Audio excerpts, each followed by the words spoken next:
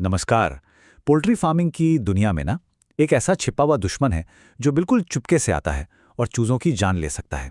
तो आज हम उसी खतरे से पर्दा उठाएंगे जिसका नाम है ब्रूडर निमोनिया यानी कि एस्परजिलोसिस। अगर कोई पोल्ट्री फार्म चला रहा है तो ये सवाल सच में रातों की नींद उड़ा सकता है कि भाई चूजे सुस्त क्यों हैं? क्या उन्हें सांस लेने में कोई दिक्कत हो रही है?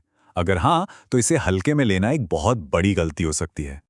जी हाँ, ये एस्परजिलोसिस हो सकता है, जिसे ब्रूडर निमोनिया के नाम से भी जानते हैं। और इसे खामोश बीमारी पता है क्यों कहते हैं? क्योंकि ये बिना किसी खास आवाज के बिल्कुल चुपचाप हमला करती है। तो आखिर ये एस्परजिलोसिस है क्या चीज? चलिए इसे एकदम आसान शब्दों में समझते हैं। ये एक फंगल इन्फेक्शन है, एक ऐसी फफूंद जो सीधे सीधे छोटे और नाजुक चूजों के फेफड़ों और उनके एयर सैक पर हमला कर देती है। मतलब ठीक उसी जगह पर जहां से वो सांस लेते हैं। अच्छा, अब जो बात हम समझने वाले हैं वो बहुत ही ज्यादा जरूरी है। देखिए, पोल्ट्री में एक और आम बीमारी होती है सीआरडी। उसमें ना चूजे गार-गार की एक अलग ही आवाज निकालते हैं जो साफ सुनाई देती है। पर एस्परजिलोसिस में एकदम खामोशी, कोई आवाज नहीं, बिल्कुल सन्नाटा। और पता है, यही खामोशी इसे इतना खतरनाक बना देती है क्योंकि जब तक इसके लक्षण साफ-साफ दिखते हैं ना, तब तक अक्सर काफी देर हो चुकी होती है। तो सवाल ये उठता है कि ये खतरनाक फंगस आखिर आता कहाँ से है? दुश्मन को हराना है तो ये जानना तो पड़ेगा ही कि वो छिपता कहाँ है। इस बीमारी का जो असली विलन है वो है एस्परजिलस फ्यूमिगेटिस नाम का फंगस। ये हमारे चारों ओर मौजूद एक आम सा फंगस है, लेकिन जैसे ही इसे सही माहौल मिलता है ये एक जानलेवा दुश्मन बन जाता है।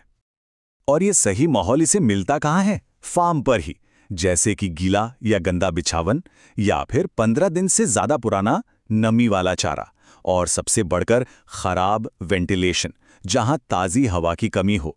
समझ लीजिए कि ये तीनों चीजें इस फंगस के लिए एक दावत की तरह हैं। तो अब जब हम दुश्मन के ठिकानों को जान गए हैं तो चलिए अब इसके लक्षणों पर ध्यान देते हैं, क्योंकि समय पर पहचान ही बचाव का सबसे पहला और सबसे जरूरी कदम है। इसका सबसे पहला और सबसे आम लक्षण है भूख का मर जाना। अगर चूजे अचानक सुस्त हो जाएं और खाना पीना कम कर दें या फिर बिल्कुल ही बंद कर दें, तो समझ लीजिए ये पहले चेतावनी है। इसके बाद आता है सबसे साफ दिखने वाला लक्षण। होता क्या है कि फंगस उनकी सांस की नली में रुकावट पैदा कर देता है, जिससे चूजों को सांस लेने में बहुत तकलीफ होती है और वो अपनी गर्दन ऊपर उठाकर मुंह खोलकर हांफने लगते हैं। ये एक तरह से इमरजेंसी का सिग्नल है। कुछ मामलों में गर्दन में सूजन भी देखने को मिल सकती है और चूजे कमजोरी की वजह से कांपने लगते हैं।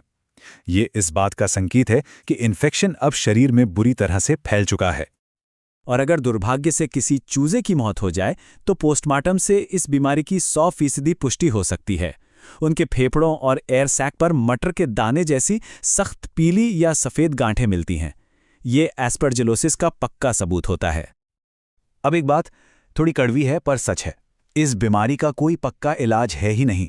मतलब एक बार इन्फेक्शन अगर बहुत ज्यादा बढ़ गया तो फिर उसे ठीक करना लगभग नामुमकिन हो जाता है।